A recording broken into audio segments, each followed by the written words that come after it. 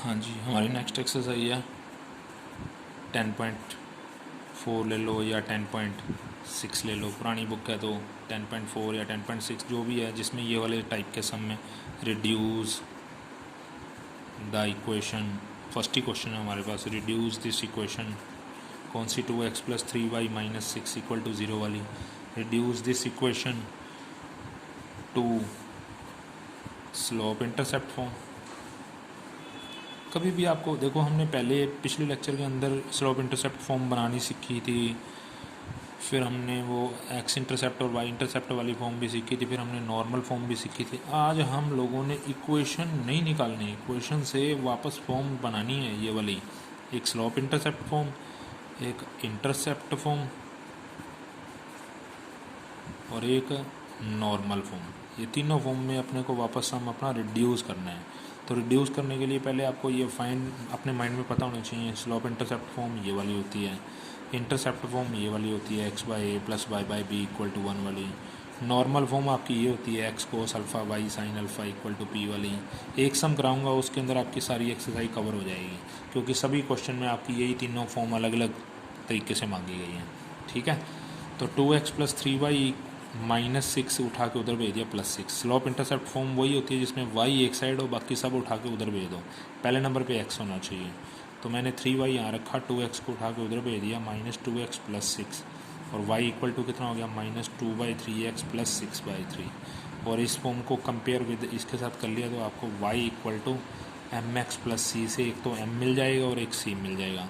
Compare करते ही y x के साथ जो बैठा है वो आपका m है, c जो आपका लास्ट वाला m हो गया -2/3, c हो गया आपका 6/3। कैंसल आउट, m और c पता लग गए। बस नेक्स्ट फॉर्म है आपकी, पहली फॉर्म पता लग गई ना, y इधर छोड़ो बाकी सब उधर। दूसरी फॉर्म है आपकी इंटरसेप्ट फॉर्म। इंटरसेप्ट फॉर्म वो होती है जिसमें ऊपर x और y के कोफिशिएंट 1 होने चाहिए और इधर साइड भी 1 होना चाहिए। तो यही सम उठाते हैं और इसको दूसरी फॉर्म में रिड्यूस करते हैं। 2x + 3y = 6। अब यहाँ पर 1 होना चाहिए, हमारे पास कंडीशन है, तो यहाँ 1, इसको रिड्यूस कर रहे हैं हम लोग किस में? रिड्यूस इन इंटरसेप्ट फॉर्म में। इंटरसेप्ट फॉर्म में रिड्यूस करने के लिए यहाँ 1 होना चाहिए। 1 बनाने के लिए हम क्या करेंगे? सबको 6 से डिवाइड कर देंगे। दिस 1 कैंसिल होके x/3, दिस 1 कैंसिल होके y/2 = 1। ठीक है, क्योंकि ये कैंसिल इसलिए किया क्योंकि अगर ना भी कैंसिल हो रहा होता, मान लो आपके पास 2x/5 होता, तो हाँ ये 2 नहीं कट रहा, तो आप क्या करोगे? फिर 2 को उसके भी नीचे भेज दोगे, 5/2 हो जाएगा। ठीक है, अगर कट गया तो बहुत अच्छी बात है। तो ये आपका x/a y/b = 1 वाली फॉर्म आ गई, जिसमें अपने को a पता लग गया, b पता लग गया, क्योंकि हमने इसको कंपेयर कर लिया किसके साथ? x/a y/b = 1। टोटल 7 फॉर्म पड़ी थी, पर कभी भी आपको एक लाइन की इक्वेशन से वापस फॉर्म में जाना पड़े तो हम सिर्फ ये 3 फॉर्म में ही जा सकते हैं वापस। स्लोप इंटरसेप्ट फॉर्म में, इंटरसेप्ट फॉर्म में, नॉर्मल फॉर्म में। स्लोप इंटरसेप्ट फॉर्म में जा चुके हैं, इंटरसेप्ट फॉर्म में बता दिया आपको। अब लास्ट है नॉर्मल फॉर्म में जाना। नॉर्मल फॉर्म में जाने के लिए 2x + 3y = 6। नॉर्मल फॉर्म आपके पहले माइंड में सेट होनी चाहिए। x cos alpha + y sin alpha = p। p कभी भी नेगेटिव नहीं होना चाहिए, मतलब उधर की साइड अगर आपके पास 6 बैठा है, -6 बैठा है, तो आप उसको +6 बना लोगे।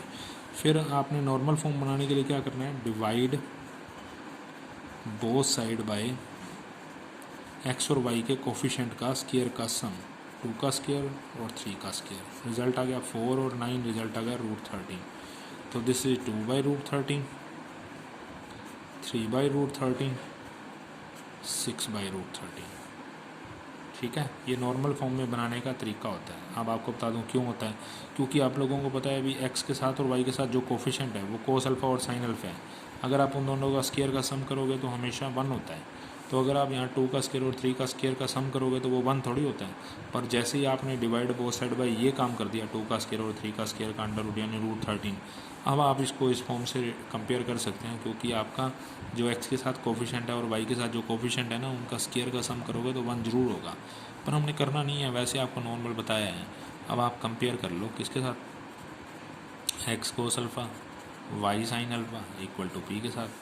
तो कंपेयर करते ही cos अल्फ़ा जो x के साथ बैठा होता है वो cos अल्फ़ा है 2/√13, y के साथ जो बैठा है वो sin अल्फ़ा है, तो sin अल्फ़ा = कितना? 3/√13, और जो लास्ट में बैठा है वो आपका p है तो एक तो पी पता लग गया, एक साइन अल्फ़ा और कोस अल्फ़ा पता लग गया। अब आपको कह दिया एक अल्फ़ा भी निकाल लो, तो आप इन दोनों का कंबाइन करोगे, कंबाइन मतलब इनको डिवाइड कर लो, साइन बाय कॉस करोगे, तो 3/√13 ऊपर रह जाएगा, 2/√13 नीचे आ जाएगा, ये और ये कैंसिल हो जाएगा, 3/2। अगर आपके पास ये 1 आया होता, √3 आया था, तो हम एग्जैक्ट आंसर बता सकते थे कितने डिग्री है। अब नहीं बता सकते तो tan को उठा के उधर भेज दिया, tan उठ के उधर जाएगा तो tan इनवर्स हो जाएगा, बस दैट्स ओके, ये हमारा आंसर है। ठीक है, रिड्यूस करना हम लोगों ने सीख लिया।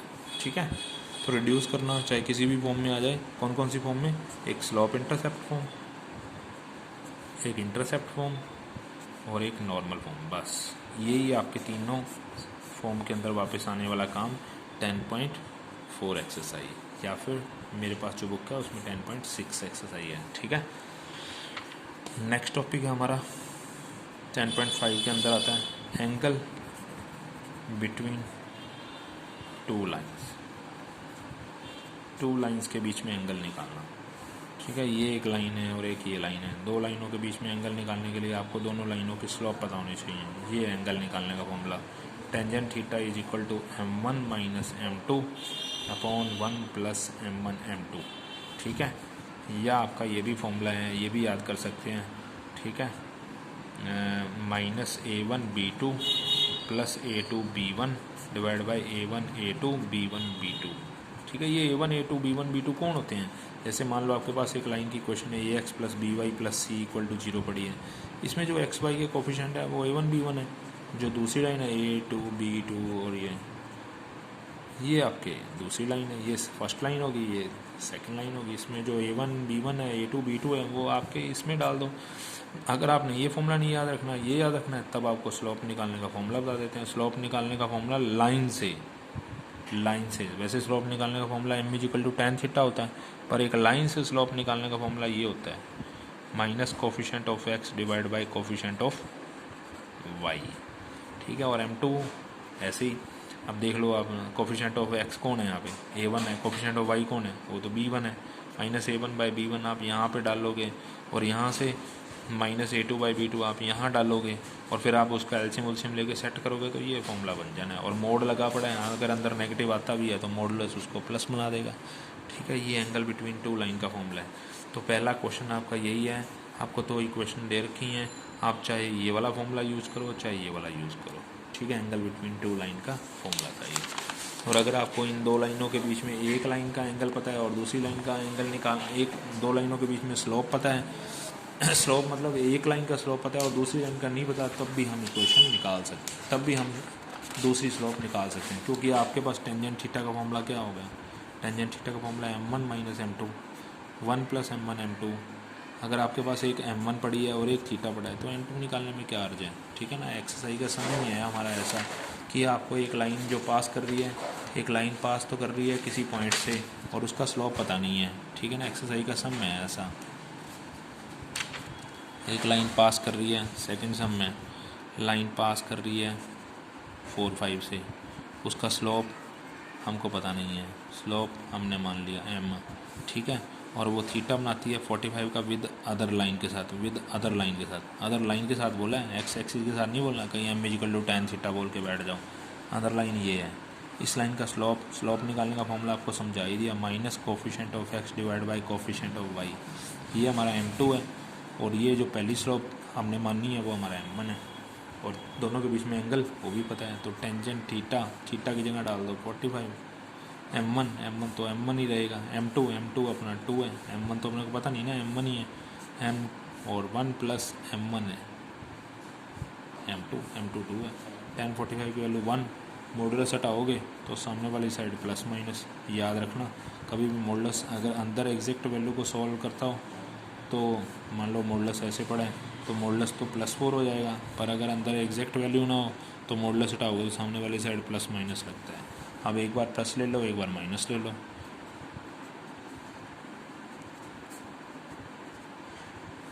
एक बार माइनस ले लो, तो m1 आ गया, मतलब आपकी स्लोप आ गई और पासिंग पॉइंट आपके पास गिवन है, इससे अपना m आ जाएगा। ठीक है, और पासिंग पॉइंट अपने पास पड़ा ही है 4 5, पासिंग पॉइंट 4 5 पड़ा ही है, तो अगर m पता हो और पासिंग पॉइंट पता हो तो लाइन की इक्वेशन का फॉर्मूला आपके याद होने जाना चाहिए, y minus y one m x minus x one, और यहाँ से भी m आ जाएगा, पासिंग पॉइंट आपके पास पड़ा ही है, इसकी भी इक्वेशन का formula y minus y one m x minus x one. ठीक है, आसान है बहुत टॉपिक, स्ट्रेट लाइन इतना मुश्किल है नहीं, बस थोड़ा चैप्टर लेंथ ही है, कोई दिक्कत नहीं है। ठीक है, मान लो ऐसा सम आ जाए, जैसे फिफ्थ क्वेश्चन एक्सरसाइज का, find the equation of straight line, require equation of line which pass through 1 1 and parallel to line 4x plus 4y plus 7। कितना मुश्किल थोड़ी है, कितना आसान है सम। एक लाइन का पासिंग पॉइंट तो दे रखा है, पासिंग पॉइंट मिल गया, पैरेलल टू एक स्लोप पहले स्लोप निकाल तो लो इस लाइन की, गिवन लाइन की स्लोप निकालने का फॉर्मूला 50 पर बता दिया आपको, coefficient of x divide by coefficient of y यानी कि -1। स्लोप पता चल गई है, तो रिक्वायर्ड लाइन की स्लोप भी क्या होगी, रिक्वायर्ड लाइन की स्लोप भी सेम यही होगी, क्योंकि पैरेलल कंडीशन स्लोप इक्वल होती हैं। ठीक है, स्लोप पता लग गई है, पासिंग पॉइंट पता है, एक पासिंग पॉइंट और एक स्लोप पता हो, तो इक्वेशन का formula y minus y one m x minus x one. और अगर यही बात परपेंडिकुलर लिखी होती तो भी निकाल लेते। ओके, तो इस एक्सरसाइज के सम सारे ही लगभग पैरेलल परपेंडिकुलर यही बोला हुआ है। ठीक है, ओके, प्रैक्टिस करो इसके, नेक्स्ट एक्सरसाइज नेक्स्ट टॉपिक में करेंगे।